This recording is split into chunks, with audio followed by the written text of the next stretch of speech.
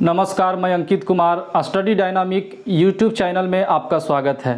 Friends, आज मैं आप लोगों को सब्जेक्ट पॉलिटिकल साइंस का एक टॉपिक भारतीय संविधान की अनुसूची के बारे में बताने जा रहा हूं। दोस्तों, जैसा कि आप लोग जानते होंगे, हमारे संविधान में यानी कि हमारे भारतीय संविधान में कुल 22 भाग, 395 अनुच्छेद और 12 अनुसूचियां हैं। लेकिन मूल संविधान में अनुसूचियों की संख्या 8 था, लेकिन वर्तमान समय में अनुसूचियों की संख्या बढ़ाकर 12 कर दी गई है। तो आइए अनुसूचियों के बारे में विस्तारपूर्वक चर्चा करते हैं।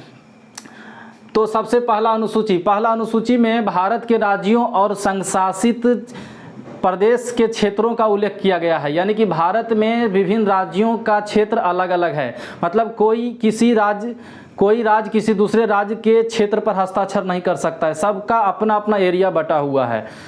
नेक्स्ट है अनुसूची नंबर 2। अनुसूची नंबर 2 में भारतीय राज्य व्यवस्था के विभिन्न पदाधिकारियों के वेतन, पेंशन और भत्ते का उल्लेख किया गया है। इसमें विभिन्न पदाधिकारी कौन कौन हो सकते हैं? राष्ट्रपति, राज्यपाल, लोकसभा के अध्यक्ष, उपाध्यक्ष, राज्यसभा के सभापति, उपसभापति, विधानसभा के अध्यक्ष, उपाध्यक्ष, विधान परिषद के सभापति, उपसभापति और उच्चतम न्यायालय और उच्च न्यायालय के न्यायाधीश, भारत के नियंत्रक, महालेखा परीक्षक इत्यादि के वेतन, पेंशन और भत्ते का उल्लेख किया गया है। अब अगला है तीसरा अनुसूची में राज्य व्यवस्था के विभिन्न पदाधिकारियों को मतलब कि पद ग्रहण के समय शपथ दी जाने वाली बातों को उल्लेख किया गया है। इसमें विभिन्न पदाधिकारी कौन कौन हो सकते हैं? राष्ट्रपति, उपराष्ट्रपति, मंत्री, उच्चतम न्यायालय और उच्च न्यायालय के न्यायाधीश इत्यादि पदाधिकारी हो सकते हैं। तो इन सबों को पद ग्रहण के समय शपथ दी जाने वाली बातों को उल्लेख किया गया है अनुसूची नंबर 3 में। अगला है अनुसूची नंबर 4।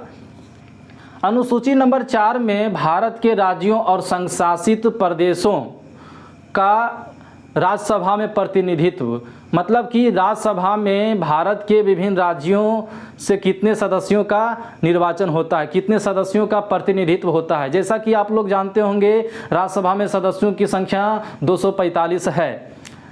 तो यह संख्या भारत के विभिन्न राज्यों में अलग अलग है। तो सभी राज्यों का राज्यसभा में प्रतिनिधित्व अलग अलग है।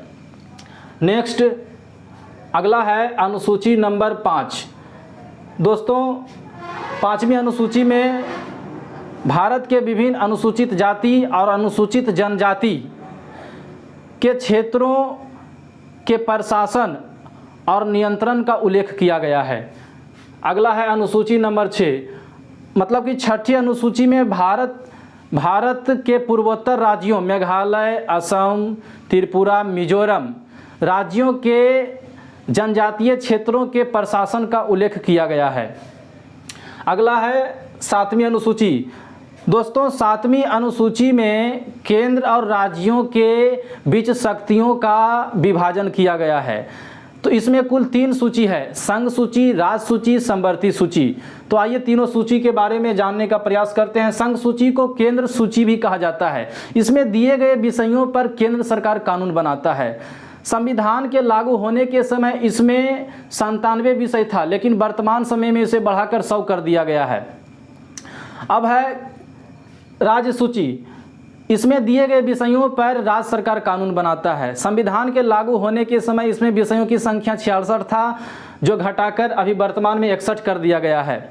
अगला है समवर्ती सूची। इसमें दिए गए विषयों पर कानून बनाने का अधिकार केंद्र और राज्य दोनों को दिया गया है। इसमें भारतीय संविधान लागू होने के समय विषयों की संख्या 47 था, जो वर्तमान समय में 52 कर दिया गया है। अगला है 8वीं अनुसूची। दोस्तों, भाषाओं का उल्लेख 8वीं अनुसूची में मिलता है।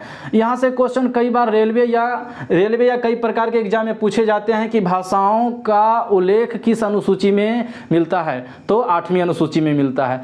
दोस्तों, मूल संविधान में 14 भाषाएं को मान्यता दिया गया था, लेकिन अभी वर्तमान समय में बढ़ाकर 22 कर दी गई है। यानी कि हमारे देश में 22 भाषाओं को मान्यता मिल चुका है। अगला है 9वीं अनुसूची।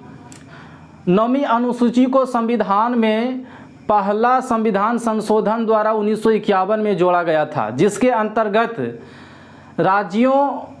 राज्यों द्वारा संपत्ति के अधिग्रहण के विधेयों का उल्लेख किया गया है और इसमें कुल 284 अधिनियम बनाए गए हैं। अगला है अनुसूची नंबर 10। दोस्तों 10वीं अनुसूची को संविधान में 92वें संविधान संशोधन द्वारा 1985 ईस्वी को जोड़ा गया था, जिसके अंतर्गत दल बदल संबंधित प्रावधानों का उल्लेख किया गया है। दोस्तों ये दल बदल क्या होता है? दल का मतलब होता है पार्टी, बदल का मतलब होता है बदलना। जब कोई जनप्रतिनिधि या नेता अपना पार्टी बदल करके दूसरे पार्टी में चला जाता है तो उसको दल बदल संबंधित कहा जाता है। तो दोस्तों आप लोग सोच रहे होंगे ये तो स्वेच्छा से अपना दल बदलता है तो इसमें क्या हानि है? दोस्तों दल बदलने से किसी पार्टी का सरकार गिर जाता है। जैसे एक छोटा सा एग्जाम्पल देते हैं, मान लिया जाए बिहार राज्य में विधानसभा का चुनाव होना है। जैसा कि आप लोग जानते होंगे बिहार विधानसभा में सीटों की संख्या 243 है। अब मान लिया जाए यहाँ विधानसभा में दो पार्टी चुनाव लड़ रहा है, एक बीजेपी और दूसरा है आरजेडी। अब बहुमत हासिल करने के लिए यहाँ पर किसी पार्टी को आधा से एक सीट ज़्यादा प्राप्त करना होगा, यानी कि 122 सीट बहुमत जब किसी पार्टी का हो जाएगा तो उसका सरकार बनेगा।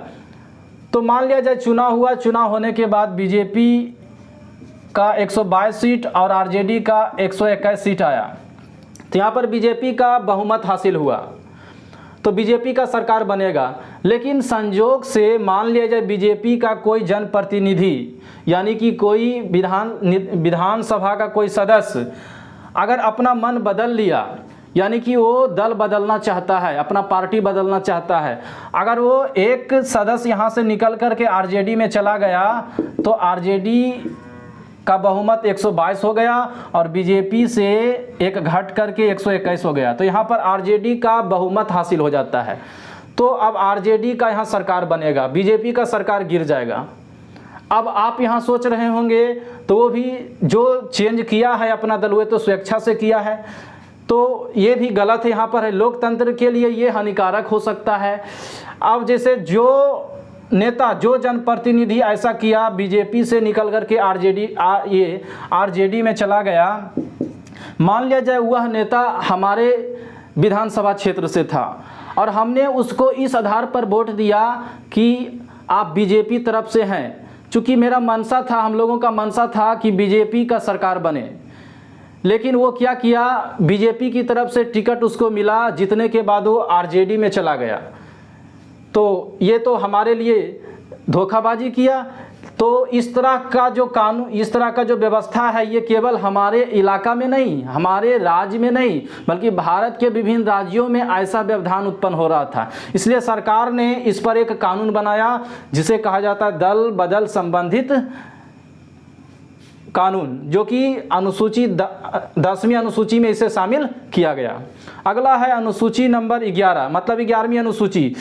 11वीं अनुसूची संविधान के 73वें संविधान संशोधन द्वारा 1993 में शामिल किया गया था, मतलब 1993 में इसे जोड़ा गया था, जिसके अंतर्गत पंचायती राज यानी कि पंचायती राज व्यवस्था के संस्थापक को काम करने के लिए इसमें 29 विषय दिए गए हैं।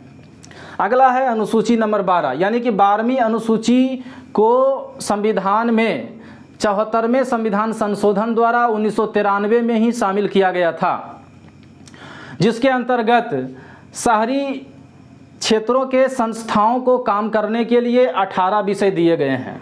तो दोस्तों ये रहा भारतीय संविधान की अनुसूची। दोस्तों अनुसूची से रेलवे या कई प्रकार के एग्जाम में क्वेश्चन पूछे गए हैं, इसलिए इसे स्क्रीनशॉट ले लीजिए और इसे याद कर लीजिएगा। दोस्तों कमेंट करके ज़रूर बताइएगा ये वीडियो कैसा लगा। धन्यवाद।